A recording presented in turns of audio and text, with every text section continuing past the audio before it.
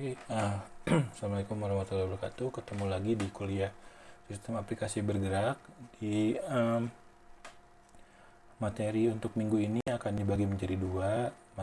Yang pertama, saya akan menjelaskan teori menggunakan slide ya. Kemudian yang kedua nanti akan ada video untuk demo untuk menjelaskan lebih ya biar lebih jelas dari slide-nya ya. Materinya jadi yang pertama itu kita akan review activity dan fragment yang sudah lalu ya, dari materi yang minggu lalu. Kemudian nah untuk perancangan GUI di Android ini punya karakteristik interaksi yang berbeda dengan komputer desktop. Kenapa saya bandingkan dengan komputer desktop? Karena saya asumsikan kalian kan sudah belajar PSI, di mana PSI itu membangun aplikasi untuk komputer desktop, dan juga untuk web juga sebenarnya kan untuk komputer desktop utamanya ya, walaupun juga bisa ada web untuk mobile gitu, tapi utamanya untuk desktop. Jadi mungkin akan lebih familiar dengan komputer desktop. Kemudian yang ketiga, rancangan antarmukanya pasti berbeda. Jadi kita nggak bisa pakai rancangan antarmuka pengguna untuk aplikasi desktop ke aplikasi Android gitu. Jadi nggak bisa diterapkan gitu, pasti harus diubah lagi gitu. Mungkin kita hanya ambil intinya atau ya esensinya saja gitu. Oke, ini karakteristik GUI pada sistem Android. Jadi di piranti Android itu karena banyak vendornya ya, ada di sini ada contohnya, ada HTC, ada Lenovo gitu, ada Samsung, ada LG, ada banyak Xiaomi gitu. Nah setiap HP itu walaupun ukuran layarnya sama, tapi resolusinya bisa berbeda-beda gitu. Dan selain resolusi, kepadatan layar juga berbeda-beda dot per inch-nya. Contoh nih di sini ada Lenovo Vibe dengan HTC One. Dia sama-sama punya layar 5 inci, tapi resolusi layarnya beda.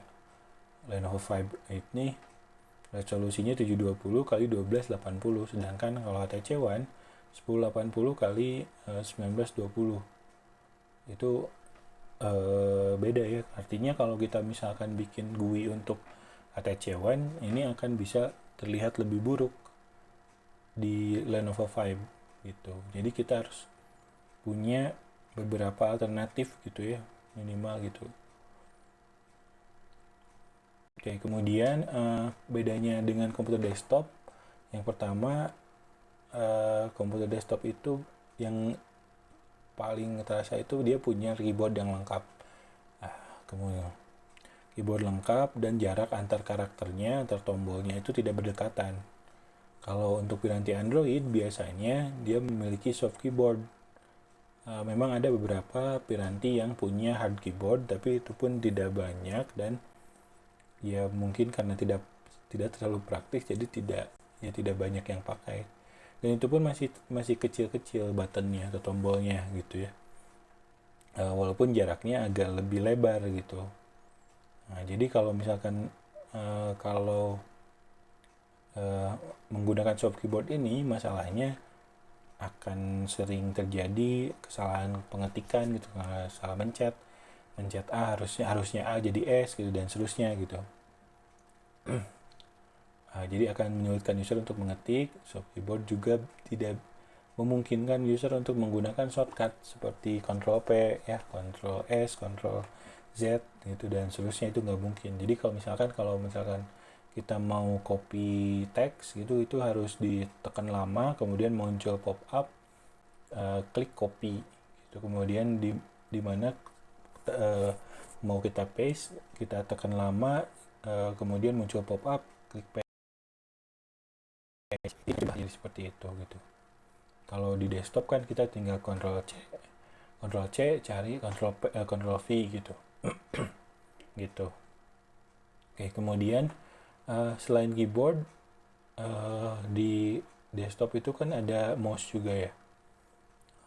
Di Android nggak ada. Di Android itu menggunakan touchscreen.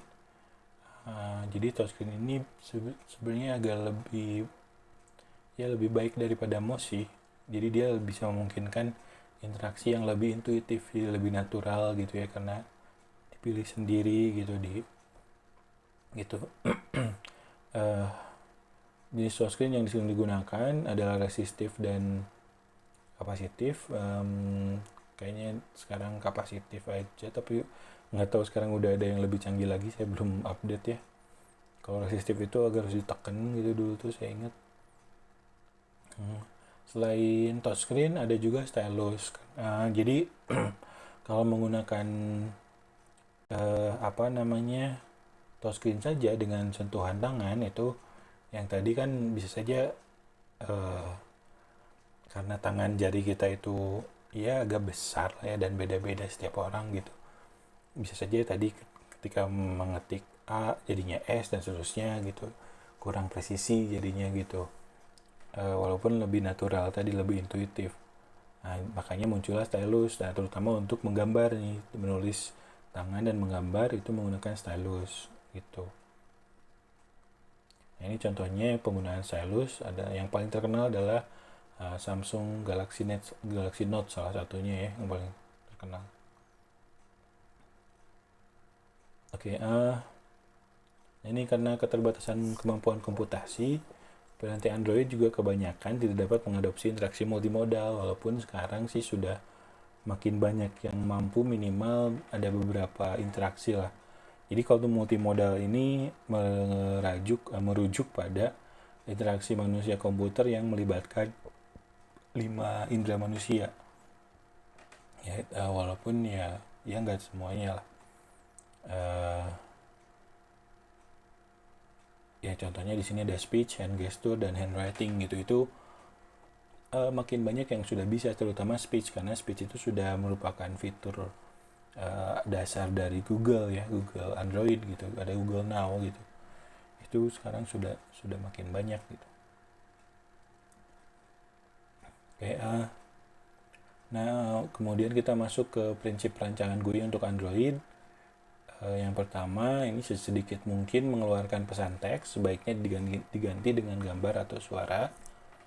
Kemudian ukuran teks harus dapat diubah sesuai dengan resolusi perangkat. Ya, jadi yang tadi kalau misalkan pun ada teks, ya teksnya harus bisa berubah. Tadi kan ada Lenovo itu pakai 720p, kalau HTC One itu pakai 1080p gitu. Itu harus bisa disesuaikan gitu. Kemudian ukuran button juga harus bisa disesuaikan untuk disentuh oleh jari atau stylus, terutama untuk jari. Kalau misalkan kita nggak bikin keyboard yang maksudnya yang nggak terlalu crowded, nggak terlalu stack gitu ya, si ininya, buttonnya ya agak direnggangkan lebih, dan dibesar-besarkan lah gitu. Maksudnya jangan terlalu kecil, jangan terlalu besar juga sih gitu, untuk menghindari masalah gitu. Nah, kemudian jarak antar komponen GUI juga harus cukup lebar ya, untuk menghindari masalah tadi. Kemudian membuat desain yang proporsional untuk setiap resolusi. Jadi salah satu keunggulan Android dan mungkin kelemahannya juga sih, karena harusnya tapi kalau ini sih hanya untuk yang natif saja kalau tidak salah. Kalau kita mau bikin aplikasi dengan menggunakan framework hybrid, tidak perlu memikirkan untuk setiap resolusi, hanya nanti dipikirkannya oleh framework. Tapi kalau natif itu beberapa harus kita sediakan gitu. Misalkan untuk image raster ya, JPEG atau PNG gitu. Kalau misalkan kita punya gambar di dalam aplikasi, kita bisa masukkan versi XHDPI-nya, kemudian HDPI dan seterusnya gitu. Sampai LDPI, tapi kayaknya sekarang dari HDPI ke atas sih udah nggak ada lagi MDPI juga. Gitu. Oke, kemudian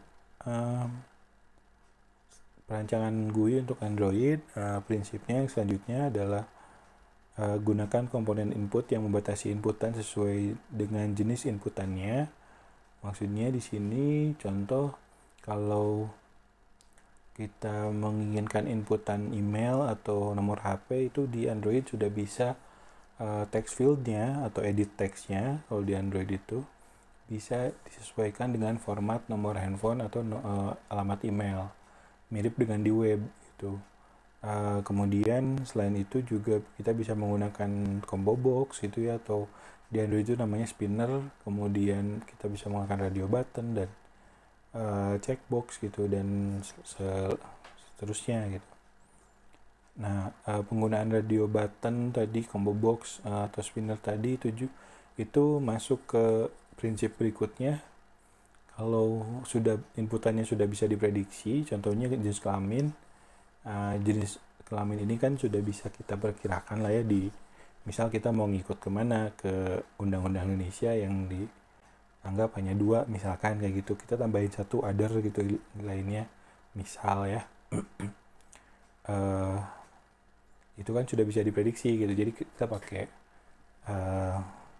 combo box aja atau pakai radio button gitu. Jadi jangan meminta user untuk mengetik. Kalau ngetik nanti ada yang ngetik laki-laki, ada yang ngetik pria gitu, itu menyulitkan nanti pengelolaan datanya. Belum lagi kalau ada yang ngetik laki-lakinya itu laki strip laki, ada yang laki 2, ada yang laki spasi laki, seterusnya gitu, ada yang disatukan gitu, itu akan menyulitkan. Oke, kemudian ada 5 komponen utama untuk GUI Android. Jadi komponennya itu yang paling besarnya disebut layout atau view group ya. Jadi layout ini dia menampung banyak view, namanya juga view group ya, kumpulan view gitu. Kemudian sebenarnya untuk view-nya itu ada view dan widget ya. Style set menu ini reference. Jadi view dan widget ini sebenarnya widget itu adalah turunan dari view. Jadi di sini di gambarnya juga dituliskan hanya view saja karena memang widget itu turunan dari view. Jadi view itu semua komponen UI itu disebutnya view ya. Sedangkan widget itu yang contohnya button gitu ya, komponen-komponen yang bisa berinteraksi lah. Button, edit text gitu, ada text view itu seperti label. Ada radio button, ada kalender dan lain-lain gitu, itu disebutnya widget. Ada 2 istilah widget di Android itu. Kalau di developmentnya itu ya kalau untuk GUI itu ya untuk komponen UI yang bisa berinteraksi. Sedangkan ada lagi satu istilah widget yang di sebuah apa ya itu ya, snippet potongan GUI, potongan tampilan seperti jam gitu yang bisa ditampilkan di home screen gitu. Nah, di sini maksudnya yang komponen UI tadi, komponen GUI atau UI yang bisa berinteraksi dengan user gitu. Contohnya ya tadi edit text gitu dan sebagainya. Kemudian ada styles dan menu. Untuk styles ini mirip dengan CSS, jadi mirip tuh maksudnya cara kerjanya. Jadi Android ini juga bisa punya styles. Kita bisa tentukan stylesnya di satu file XML, nanti dia akan diterapkan di satu aplikasi atau mungkin hanya di beberapa activity juga bisa gitu. Tergantung kita settingnya gimana di manifest biasanya. Kemudian ada menu juga referensi, bentuknya file XML. Jadi kalau kita lihat di menu yang di atas itu, kalau misalkan diklik ada muncul, nah itu, atau menu yang di samping itu juga itu menggunakan XML. Jadi itu menunya udah otomatis dari framework Android, kita tinggal masukkan referensi XML-nya gitu. Oke, kita bahas layout. Jadi di Android itu antarmuka pengguna didefinisikan dalam sebuah layout. Ini mirip juga dengan di Swing PSI kemarin ya. Di sana kan ada flow layout, ada border layout ya, dan lain sebagainya gitu. Nah, ini mirip. Jadi tapi kalau di sini di Android selain menggunakan Java, jadi bisa juga menggunakan XML. Ini lebih banyak dipilih menggunakan XML karena pemisahan masalahnya cukup jelas ya. Kalau di kode Java itu akan sangat rumit, tapi beberapa mungkin harus menggunakan Java. Kalau kita misalkan pengen bikin UI secara dinamis terutama ya, dinamis. Kemudian si layout ini disimpan dalam folder res/layout. Formatnya tadi XML.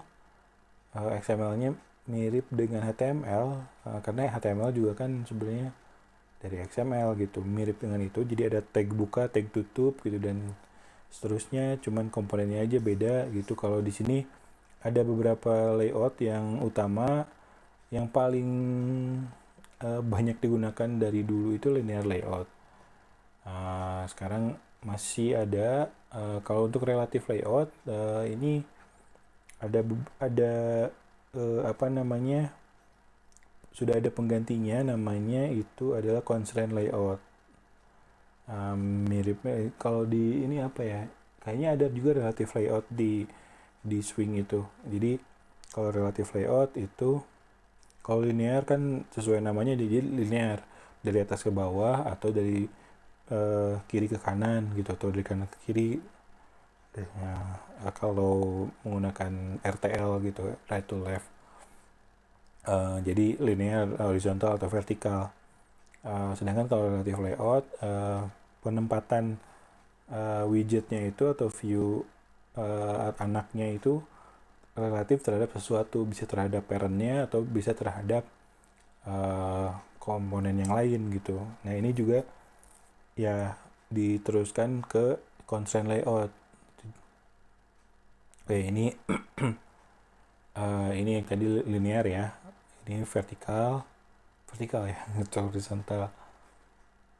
Jadi searah gitu, dari kiri ke kanan atau dari atas. Nah ini dari atas ke bawah gitu.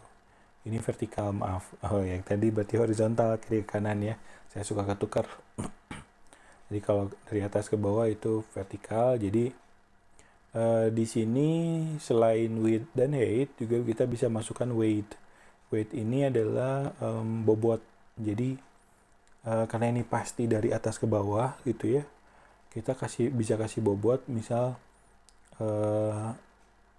kalau misalkan semuanya diisi, misal di sini ini 25 atau ini 20, ini 20, jadi udah 60, di sini 40 gitu.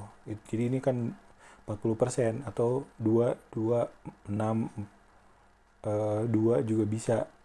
4, 2, 2, 4, 2 bisa. Gitu, kayak gitu. Maaf, ini di bawahnya ada lagi button ya. Nanti mungkin bisa lihat di PowerPoint-nya, di file PowerPoint-nya. Jadi seperti itu, bisa menggunakan bobot seperti itu, mirip dengan kalau di web itu Bootstrap juga kayak gitu kan, ada kolomnya itu bisa punya bobot gitu. Col MD 12 kan maksimal, ada col MD 3, 4 dan seterusnya, itu kan bobotnya. Tapi kalau ini kita bisa tentukan sendiri, nanti akan ngitung sendiri si Android-nya gitu. Nggak apa-apa misalnya mau 1, 2, 1, nggak apa-apa, nggak jadi 10 gitu, tapi akan ya kalau mau gampang ngitungnya gitu, kalau saya sih jadi per 10 atau per 100 gitu. Oke, kemudian ada relative layout tadi ya.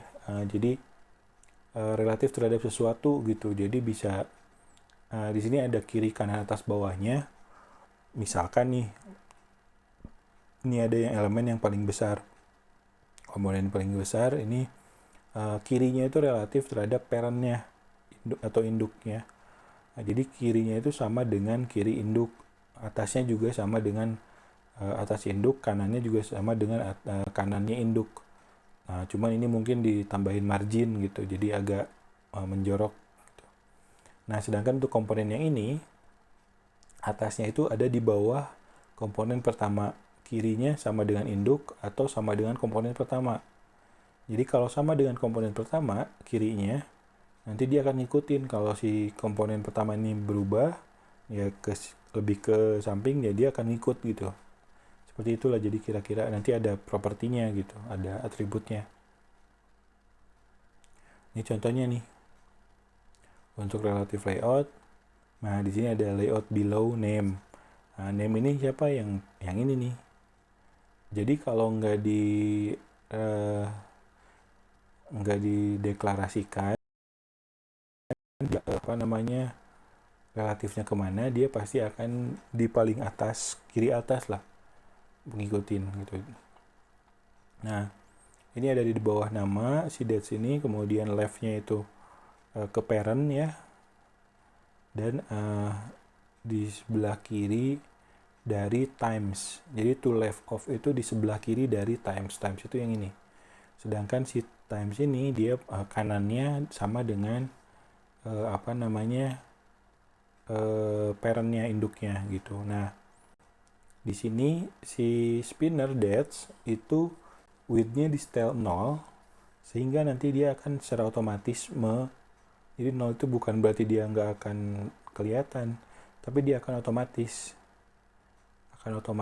ngikutin gitu, auto kalau di webnya ya. Nah, yang name yang times ini, yang dia kan si dates ini kan ada di sebelah kirinya si times.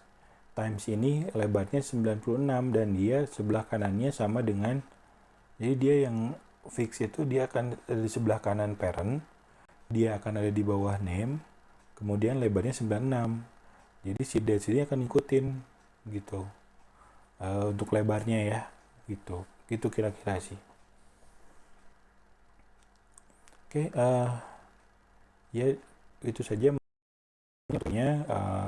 Terima kasih atas perhatiannya. Kita ketemu lagi di video untuk prakteknya ya. Sampai jumpa. Wassalamualaikum.